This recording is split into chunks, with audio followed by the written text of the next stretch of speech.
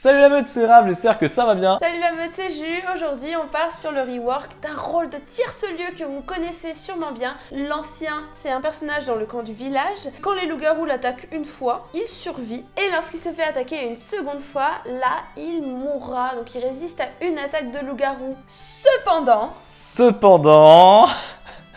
Si jamais le village décide d'éliminer l'ancien, lorsqu'on révèle sa carte, au malheur au village, l'intégralité des villageois perdent leurs pouvoirs spéciaux.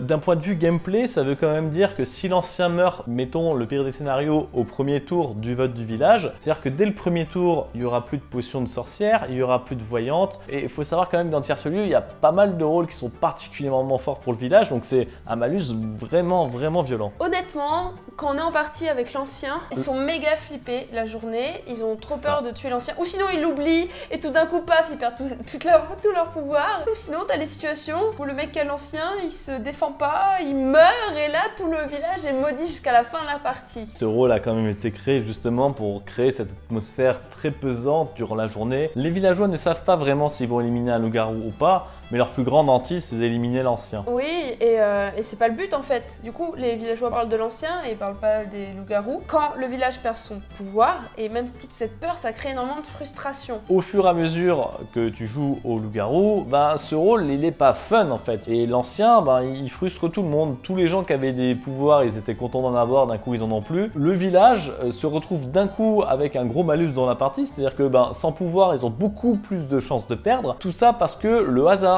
Parce que l'ancien, il n'a pas plus de moyens de se défendre que n'importe quel simple villageois ou qu'un loup-garou qui a un peu bafouillé. L'ancien, on joue plus cette carte. Un rôle qui est capable de résister à une attaque de loup-garou, c'est génial. Tu sais que t'es un ancien, tu sais qu'il y a une nuit où les loups-garous, ils vont servir à rien. Un peu comme une potion de vie de la sorcière. On aimait bien ses côtés positifs. Et c'est pour ça qu'on propose un rework, parce que je sais que la contrepartie gêne pas mal de monde, on n'est pas les seuls. Donc déjà, de base, cette carte est frustrante, c'est pour ça qu'on a arrêté de jouer. Il y a une deuxième raison qui s'est ajoutée à ça. T'as un rôle, soit il est super fort, il survit au loup. Enfin, il est super fort, il est fort. Ouais, il est sympa, voilà. Soit il va tuer tous tes pouvoirs et du coup les loups seront toujours forts mais le village non. Donc ça va détruire tout ton équilibre et tu ne peux pas créer une composition équilibrée en disant je mets un ancien. Au tout début, on essaie de trouver une contrepartie moins punitive de l'ancien, de se dire bon ok, on va garder la mécanique telle quelle. Ils pourront pas voter la journée suivante ou je sais pas, enfin des petits trucs comme ça. Et là arrive le nuage qui va faire de l'ombre à cette contrepartie, un rôle qui fait partie d'un ensemble de rôles que l'on a créé lors de notre première version. Petite parenthèse, on a déjà créé notre propre version du jeu du loup-garou. À l'époque, c'était entre nous, entre potes, c'était une bonne ambiance, c'était super cool. Il y avait même les photos de nos potes sur chacune des cartes. Ah, c'était délire. Un jour, on les montrera, franchement. Enfin, quoique, peut-être que les potes ont pas envie. Bon, dans le loup-garou de tierce-lieu, il y a les loups, il y a le renard, et du coup, j'entends le loup. Le renard et la belette, j'entends le loup et le renard.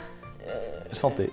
Voilà, on exactement. les entend chanter et du coup, on a fait la belette. On a fait la belette. Il y a le loup, le renard. Il nous fallait absolument une belette. Du coup, je sais pas pourquoi j'ai dit attendez. C'est pas grave. Elle n'est pas dans sa maison, elle est sous le terrier. Et quand les loups vont l'attaquer la nuit, il y a personne. La belette est inaccessible pour les loups-garous. Ils ne peuvent pas la dévorer. Impossible. Que ce soit la première, la deuxième, la troisième, la quatrième fois. Ce qui est quand même beaucoup plus fort que l'ancien qui ne survit qu'à la première attaque des loups qu'il subit. Et devinez quoi?